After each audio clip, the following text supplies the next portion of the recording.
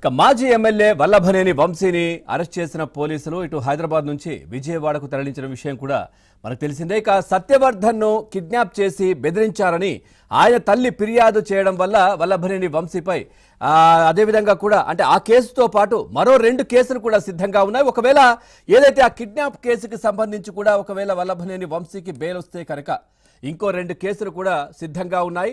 దాదాపుగా 201 కోట్ల రూపాయలకు సంబంధించినటువంటి ఏదైతే శాండ్ మాఫియాకు సంబంధించినటువంటి కేసు కావచ్చు, ఆ తర్వాత కొన్ని పట్టాదారు పుస్తకాలకు సంబంధించి కూడా పాస్ పుస్తకాలు దానికి సంబంధించి అంటే ఎట్లాంటి ప్లేస్ లేకుండా ఎట్లాంటి దానికి సంబంధించినటువంటి భూమి లేకుండానే అవన్నీ మోసపూరితంగా పంచారనే దానికి సంబంధించినటువంటి కేసులు కూడా రెడీ ఉన్న పరిస్థితి.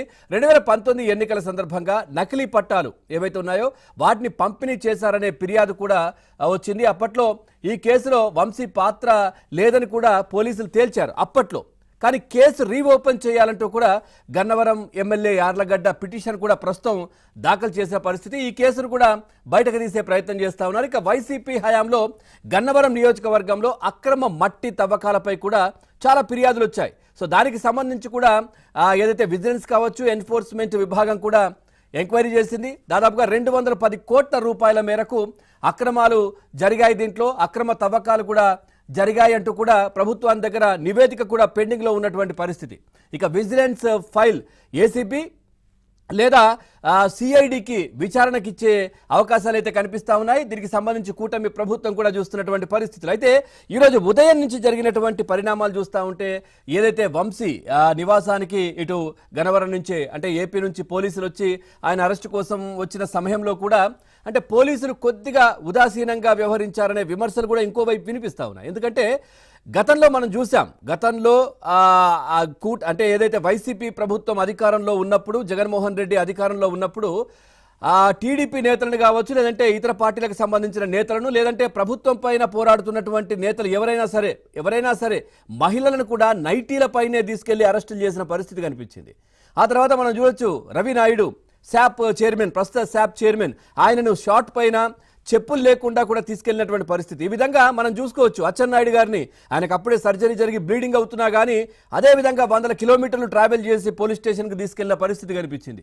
అంతెందుకు ప్రస్తుత ముఖ్యమంత్రి అప్పటి మాజీ ముఖ్యమంత్రి చంద్రబాబు నాయుడు గారిని కూడా పూర్తిగా ఎట్లాంటి అరెస్ట్ నోటీసులు లేకుండా కూడా ఆయన బస చేసినటువంటి బస్సు డోర్లు డోర్లు కొట్టి అర్ధరాత్రి పూట ఆయనను బయటకు పిలిచి ఆ తర్వాత ఏమున్నాయి మీ దగ్గర, పర్మిషన్ ఏముంది అరెస్ట్ చేయడానికి, మీ దగ్గర ఏం పేపర్ ఉందంటే అప్పటికప్పుడు రాసిచ్చి ఆయన అదుపులోకి తీసుకున్నారు. అంతెందుకు ఆయన చూడ్డానికి వస్తున్నటువంటి లోకేష్ అంటే చంద్రబాబు నాయుడు గారి కుమారుణ్ణి కూడా అంటే తండ్రి అరెస్ట్ అయితే కుమారుణ్ణి కూడా రానివ్వలేదు పోలీసులు. ఆ విధంగా వ్యవహరించారు. కానీ ఇక్కడ వల్లభనేని వంశీ ఇంటికి వెళ్ళినటువంటి పోలీసులు కొంచెం ఆయన డ్రెస్ చేంజ్ చేసుకుంటారంటే లోపలికి వెళ్ళి ఆ తర్వాత కొద్దిమందికి అక్కడ కాల్ చేసినట్టుగా తెలుస్తోంది. వంశీ డ్రెస్ చేంజ్ చేసుకునే సమయంలో అక్కడి నుంచి వైసీపీ నేతలకు కాల్ చేయడం, లేదంటే రోత మీడియాకు ఫోన్ చేసి రప్పించుకోవడం, ఈ విధమైనటువంటి కార్యక్రమాలు చాలాసేపు చేశారు. ఆ తర్వాత పోలీసులు కూడా విస్తుపోయిన పరిస్థితి. ఏంటి మీకు పర్మిషన్ ఇస్తే ఈ విధంగా చేస్తారా అంటూ. ఆ తర్వాత అప్పుడు ఫోన్ను బయటకు తీసుకున్నటువంటి పరిస్థితులు అయితే కనిపించాయి. ఆ తర్వాత అరెస్ట్ చేశారు. ప్రస్తుతం 2-3 గంటలుగా పూర్తిగా వంశీకి సంబంధించినటువంటి స్టేట్మెంట్ కూడా కృష్ణలంక పిఎస్లో రికార్డు చేస్తున్నటువంటి పరిస్థితులు కనిపిస్తూ ఉన్నాయి. ఆ స్టేట్మెంట్ తర్వాత ప్రభుత్వ ఆసుపత్రికి తీసుకెళ్లి ఆ తర్వాత అక్కడ వైద్య పరీక్షల తర్వాత ఆయనను ఇటు మెజిస్ట్రేట్ ముందు హాజరుపరిచే అవకాశం ఉంది. 14 రోజులు రిమాండ్ కూడా ఇటు పోలీసులు కోరుతా ఉన్నారు. మరి ఒకవేళ దీంట్లో రిమాండ్ కాకుండా బెయిల్ కనుక ఏదైనా వచ్చి ఉంటే మరో 2 కేసులు కూడా రెడీగా ఉన్నట్టుగా కూడా తెలుస్తోంది. ఇవే కాకుండా ఇప్పుడు గన్నవరం నియోజకవర్గంలో చాలా మంది బాధితులు వంశీ ఆగడాల వల్ల, ఆయన గ్యాంగ్ ఏదైతే ఉందో వాళ్ళు చేసినటువంటి ఇబ్బందుల వల్ల ప్రజలు కావచ్చు, అప్పటి అంటే టీడీపీ పార్టీ నేతలు కావచ్చు చాలా ఇబ్బందులు పడ్డారు.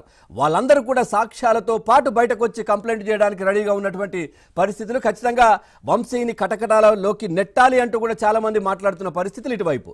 ఇంకొక వైపు ఇటు రోత పత్రిక కావచ్చు, లేదంటే మీడియా, ఇవన్నీ కూడా అంటే అక్రమ అరెస్టులు, ఇదంతా కక్ష సాధింపు చర్యలు అంటూ ఏదో హడావిడి చేసే ప్రయత్నాలు అయితే చేస్తున్నటువంటి పరిస్థితులు కనిపిస్తూ ఉన్నాయి. ఎందుకు అనంటే ఒకవేళ ఇప్పుడు మనం మాట్లాడుకున్నట్టుగా గతంలో జగన్మోహన్ రెడ్డి ఉన్నప్పుడు నైటీల పైన ఆడవాళ్లను మహిళా నేతలను అరెస్ట్ చేసినటువంటి సంఘటనలు, ఆ తర్వాత అచ్చెన్నాయుడు కావచ్చు, ఇట్లా చాలా మందిని కూడా అరెస్టులు అంటే పోస్టులు షేర్ చేసినందుకు కూడా ఒక పెద్ద ఆవిడను కూడా అరెస్ట్ చేసిన పరిస్థితి. అది కక్ష సాధింపు చర్యలు, ఇది కాదు. ఎందుకంటే వంశీకి మాట్లాడుకోవడానికి, డ్రెస్ చేంజ్ చేసుకోవడానికి సమయం ఇచ్చారు. ఆ తర్వాత ఇప్పుడు పిఎస్లో ఆయనను కలవడానికి వాళ్ళ సతీమణికి కూడా, వంశీ సతీమణికి కూడా పర్మిషన్ ఇచ్చారు పోలీసులు.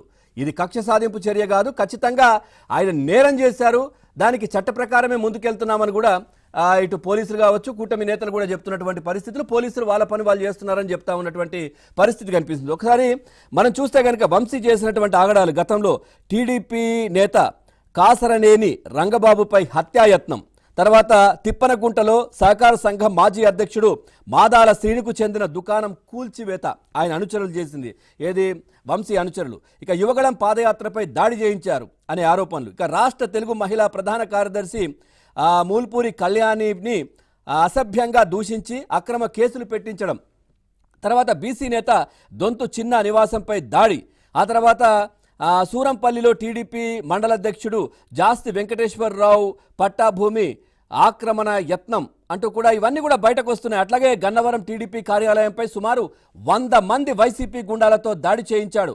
వైసీపీ నేతల అసాంఘిక కార్యకలాపాలకు ఏదైతే పవర్ బ్రోకర్ అంటూ కూడా కామెంట్లు చాలా వినిపించాయి. ఇక వైసీపీ నేతల అవినీతి సంపాదనను దేశం దాటించి అవాలా కార్యకలాపాలకు కూడా పాల్పడ్డారని ఇటు టీడీపీ నేతలు కావచ్చు, లేదంటే కూటమి నేతలు కూడా మాట్లాడుతున్న పరిస్థితి. కొద్ది రోజుల క్రితం దేశం విడిచి పారిపోయే ప్రయత్నం కూడా చేశారు.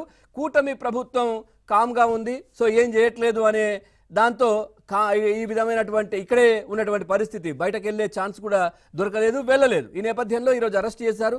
రిమాండ్లో చాలా అంశాలు అయితే బయటకు వచ్చే అవకాశాలు ఉన్నాయి. సో ఈ రోజు వల్లభనేని వంశీ ఏదైతే ఇంట్లో ఉండి ఫోన్ చేశారో, ఎవరెవరికి ఫోన్ చేశారు, ఏం జరిగిందనేది గూగుల్ టేక్అవుట్ ద్వారా కూడా పూర్తి వివరాలు రాబట్టాలి అనే దాంట్లో కూడా చూస్తూ ఉన్నారు. ఎందుకంటే ఆయన డ్రెస్ మార్చుకునే నెపంతో రూమ్లోకి వెళ్ళి చాలా మంది వైసీపీ నేతలకు, ముఖ్య నేతలకు, అధినేతలకు కూడా కాల్ చేసినట్టుగా సమాచారం అయితే తెలుస్తూ ఉంది. సో ఎవరెవరికి చేశారు, ఏం మాట్లాడారు, ఏంటి అనేది మాత్రం తేలాల్సి ఉంది అంటూ కూడా చర్చ జరుగుతున్నటువంటి పరిస్థితులు. ఓవరాల్గా ఈ అంశాలకు సంబంధించి మనతో చర్చలో పాల్గొంటున్నారు ఇటు